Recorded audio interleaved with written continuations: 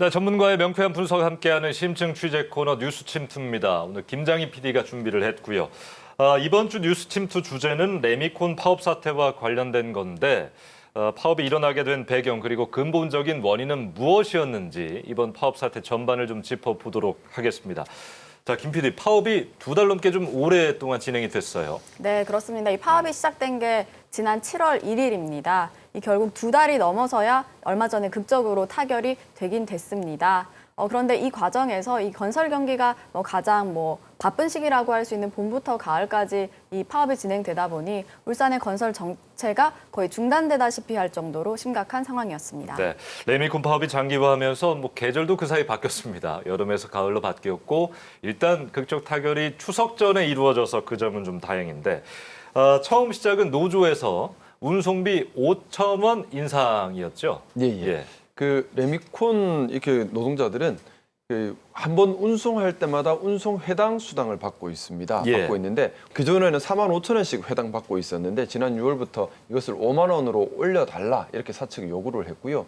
이에 대해서 사측은 울산에 지금 16개 레미콘 회사들이 있는데 이 사측은 건설 경기도 둔화되고 반면에 원자재 가격이 많이 올라가고 이렇게 경영 여건이 안 좋기 때문에 5천 원이나 올리는 것은 좀 무리가 있다. 그래서 회당 1,000원에서 1,500원 정도만 올려주겠다. 이렇게 서로 입장 차이가 생겨서 이 다툼이 시작이 됐습니다. 네. 그러다가 이제 7월 1일부터 400여 명에 달하는 레미콘 노동자들이 파업을 시작하게 됐습니다. 상황 전개 자체가 강대강 구조였습니다.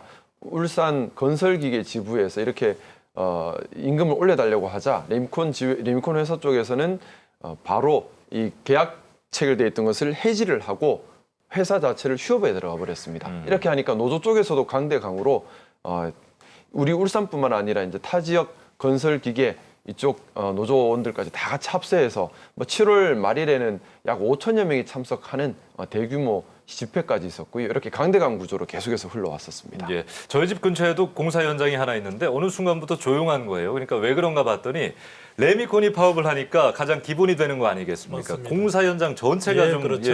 일손을 놓다시피 하더라고요. 요즘 이제 콘크리트 없이는 레미콘 없이는 공사를 하지 못하지 않습니까?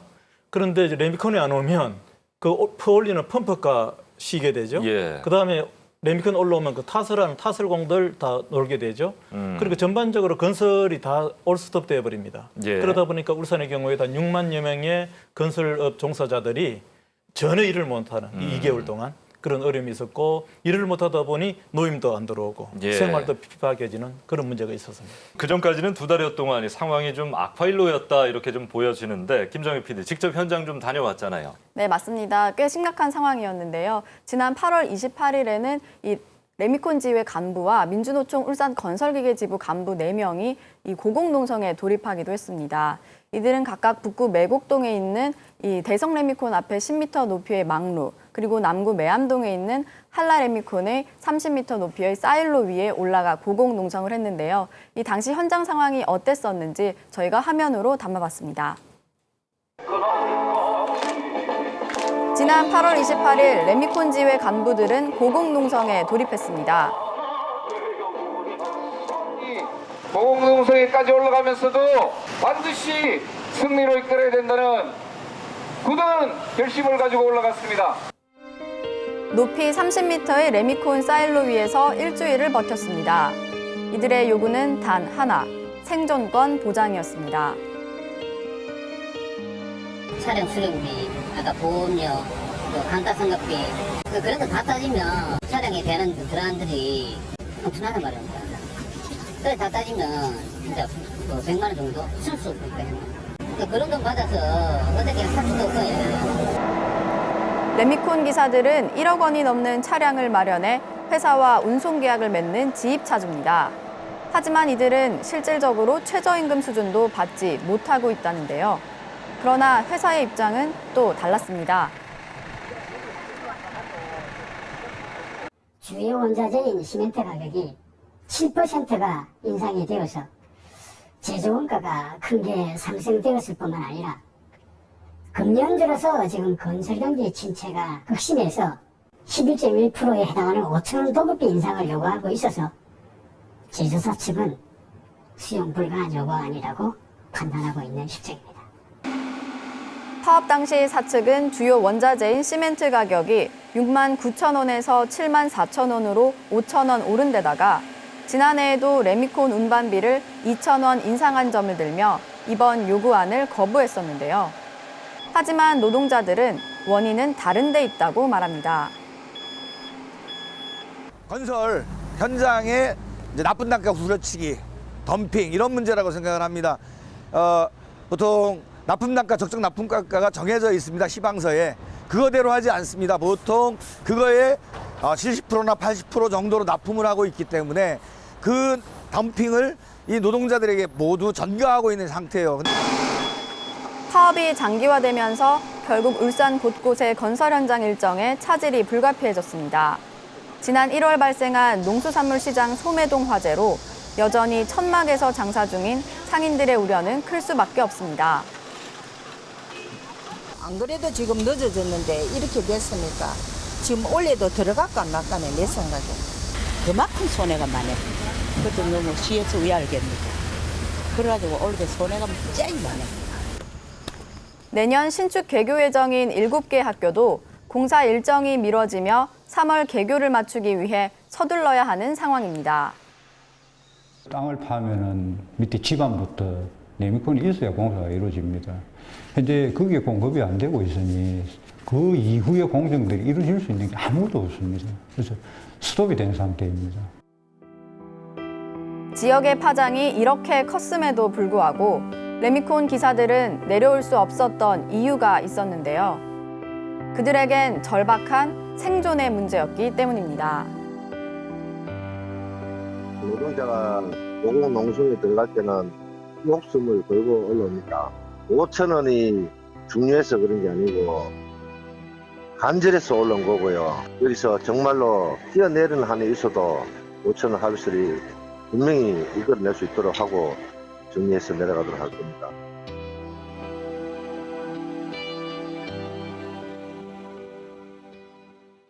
네, 이렇듯 당시 상황이 그때만 해도 꽤 심각했습니다. 이 지난 9월 2일에는 대성 레미콘 앞에서 울산의 10여 개 시민단체와 진보 3당 그리고 민주노총 울산본부가 이 추석 전 타결을 긴급하게 촉구하기도 할 정도였는데요. 그런데 울산시 같은 경우에는 이들이 사업자 간 사업자 관계이지 노사 관계가 정식적으로 아니다 보니 법적인 행정처분을 할 근거가 없다며 사실 한 발짝 물러난 상황이었습니다. 이렇다 보니 파업이 2달 정도 장기화될 수밖에 없었던 상황이었습니다. 네, 한번 들여다보죠. 울산의 경우에는 레미콘 1회전 운송 단가가 4만 5천 원입니다. 전국적으로는 좀 어떻습니까?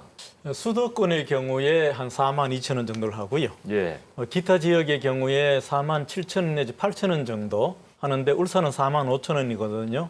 근데 어떻게 보면 수도권이나 타 지역에 비추어서 좀 적정한 수준으로 보여지는데 레미콘을 운송하시는 분들의 말씀은 울산이 타 지역보다도 물가도 높은데도 불구하고 타 지역과 동일한 금액을 받아서는 수지 타산을 맞출 수가 없다. 예. 그러니 한 5천 원 정도는 올려줘야 되지 않겠느냐 하는 의견을 내시고 있는 그렇군요. 것이었죠. 예. 또 하나의 원인이 이제 원자재 시멘트 가격 인상입니다. 아까 잠깐 나온 것 같은데 어느 정도입니까? 네, 실제 울산 레미콘 업체들은 이 시멘트 물량 확보 자체에도 큰 어려움을 겪고 있습니다. 지난 5월 23일부터 25일까지는 아예 시멘트 물량을 확보하지 못해서 물량이 없어서 일을 못하는 그런 상황까지 발생을 했었고요.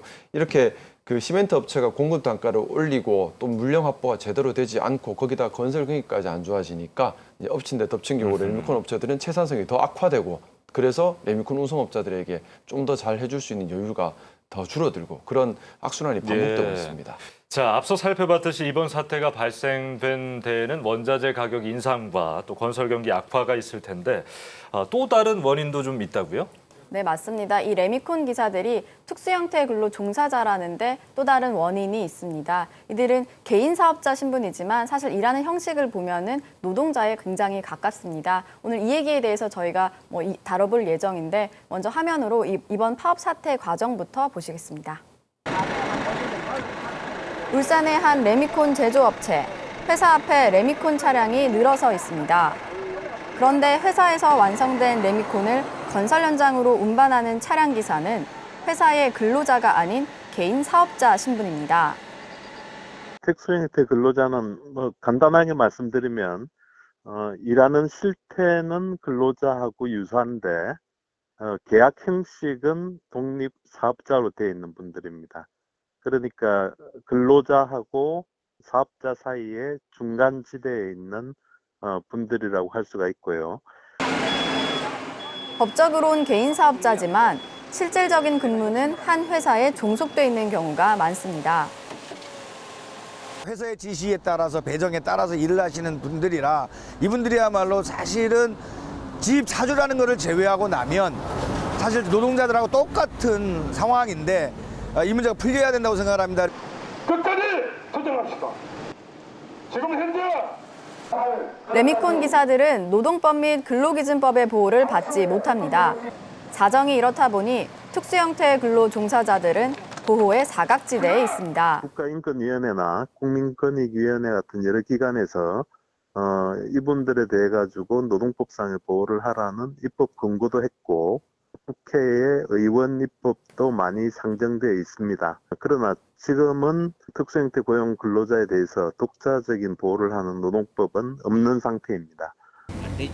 이번 파업에 참가한 408명의 레미콘 기사들은 파업과 동시에 계약 해지 통보를 받았습니다. 내용 증명을 보내가지고 날짜를 보니까 6월 28일이더라고. 그 내용 증명 그 내용이 거의 다 똑같았어요. 뭐 거의 글자 하나 안 틀리고 다 똑같았습니다. 노동자들은 울산의 레미콘 회사 16개 업체가 담합을 해 단체로 해고를 한 것이 아니냐는 의혹을 제기합니다.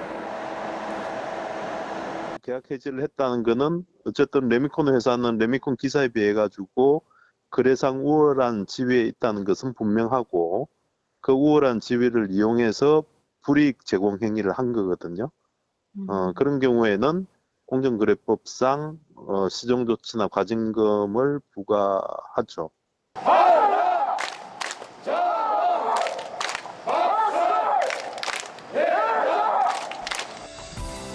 운송비 인상을 요구하며 거리로 나온 노동자들. 이들의 작은 외침 속에는 건설 현장의 구조적 문제에 대한 절박한 호소가 담겨 있었습니다. 이 특권 노동자들의 투쟁이 생존권전 투쟁이다. 그리고 이 문제가 단순한 생존권 투쟁이 아니라 아까 말씀드렸듯이 건설 현장에 있는 이 부조리하고 부패하고 또 대기업의 횡포들 이것이 지속되는 과정을 이기 때문에 이 문제를 해소해야만 이게 풀리는 문제입니다. 진짜 뭐가 잘못됐나요? 같이 마당에서 일을 하고 이러는데도 그럼 뭐 맨날 평소에는 가족스럽고 한다는데 임금 훼손 때 되는 가족이 아니죠.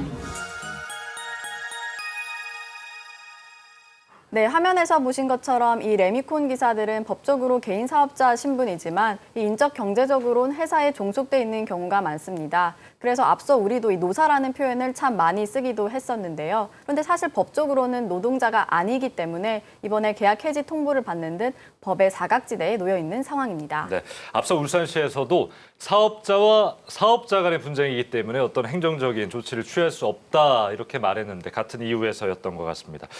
실제 레미콘 노동자들 어떤 식으로 좀 근무를 하고 있습니까? 네, 이런 식으로 근무하시는 분들을 특수 형태 근로 노동자 이렇게 지금 지칭하고 있는데요.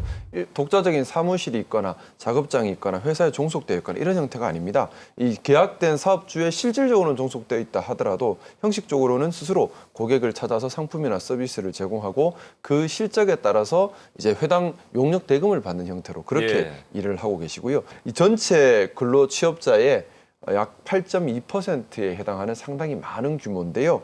이런 대표적인 직종으로 이제 뭐 간병인, 택배기사, 보험 설계사, 학습지 교사 이런 분들이 해당하고요. 특수형태 근로종사자들은 어떻게 보면 근로자도 아니고 1인 자영업자도 아니고 애매한 법의 사각지대에 놓여 있어서 근로기준법이나 이런 보호를 받기도 힘들고 그렇다고 충분히 스스로 경제활동을 해내지도 못하는 약간 정말 좀 법의 사각지대에 놓여 있는 특별한 보호가 필요한 그런 집단이라고 볼 수 있습니다. 인적, 경제적으로는 업체에 소속돼 있다 좀 이렇게 봐야 할 것 같은데 이런 어떤 법적 근거에 따라서 특수형태 근로종사자를 노동자로 본 판례가 혹시 있습니까? 예, 있습니다. 예.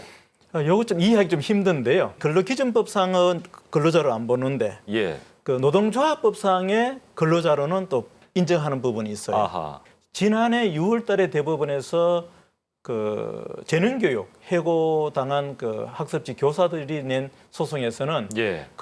근로기준법상의 근로자는 아니지만 노동조합법상의 근로자로는 봐야 된다. 그래서 그러한 노동행위를 했을 때 단체로 노동행위를 했는데 그걸 노동행위가 부당하다 해가지고 해고한 것은 부당노동행위다 해가지고 해고 처분을 취소하라는 예. 그런 판결을 한 적이 있습니다. 그러니까 근로자 개개인의 권리로 봤을 때는 근로자는 아니지만 단체로서 모였을 때는 근로자로 인정한다는 좀 이해하기 힘든 예. 그런 판례가 지금 나와 있죠. 그래서 이 부분에 대해서 대법원에서 좀 일관된 전원 합의체 판결이 빨리 나와줘야 될 것 같습니다. 그래 보이네요. 예. 그런 가운데 최근 이런 특수 형태 근로종사와 관련해서 어떤 보호 대책도 좀 마련되고 있는 것 같던데요. 네네. 이제 이런 특수 형태 근로자들을 보호하기 위한 법 개정 그리고 또 보호 대책 이런 것들 점차적으로 늘어나고 있습니다. 이 공정거래위원회는 특수 형태 근로 종사자에 대한 거래상 지위 남용 행위 이 심사 지침 개정안을 지난 7월 25일 행정 예고했습니다. 여기에 따르면 산업재해보험법 보호 대상이 되는 이런 특수 형태 근로자 직종도 점점점 확대하고 있고요. 이번에 문제되었던 것처럼 일방적인 이런 계약 해지, 레미콘 업체가 운송 노동자들에게 일방적으로 통보했던 이런 계약 해지 하지 못하도록 그런 형태로 점점 보호를 강화하고 있는 추세입니다. 네, 이런 형태의 근로종사자가 갈수록 늘어나는 시대적 상황을 반영한 또 개정안이 아닌가 싶은데요. 어땠습니까? 취재 과정? 네, 일단 이번 문제는 해결이 됐지만 예. 사실 근본적인 문제가 해결된 것은 아닙니다. 이들은 여전히 특수형태 근로 종사자들입니다. 이 우리나라 특수형태 근로 종사자 10명 중 7명은 한 개의 업체와 계약을 맺고 일하고 있다고 합니다. 엄밀히 따지자면은 개인 사업자 신분이지만 노동자적인 성격을 굉장히 많이 띠고 있다고 볼 수가 있습니다. 결국 이 문제가 해결이 되지 않는다면 이번 사태는 결국 다시 또 일어날 수밖에 없겠죠. 우리 사회가 풀어야 할 분명한 숙제입니다. 네. 2개월이란 공백을 지나서 극적인 타결을 한 데 대해서 축하드리고요. 저희 시민들로서도 매우 감사히 생각하리라 생각됩니다. 하지만 본 문제가 시발되었던 것은 건설 현장의 구조적인 문제점에서 시작되었다는 것이 일반적인 이야기들이지 않습니까? 해서 건설 현장의 구조적인 문제점을 해결할 수 있는데 민관이 합동하여 노력해서 다시는 이러한 일들이 발생하지 않도록 함께 했으면 좋겠습니다. 네, 그래야겠군요. 잘 들었습니다. 자, 오늘 시사본부유 저희가 준비한 소식은 여기까지입니다. 다음 주 추석 연휴입니다. 잘 보내시고요. 저희는 그 다음 주에 좀 더 새로운 감과 균형 잡힌 분석으로 다시 돌아오겠습니다. 여러분 고맙습니다.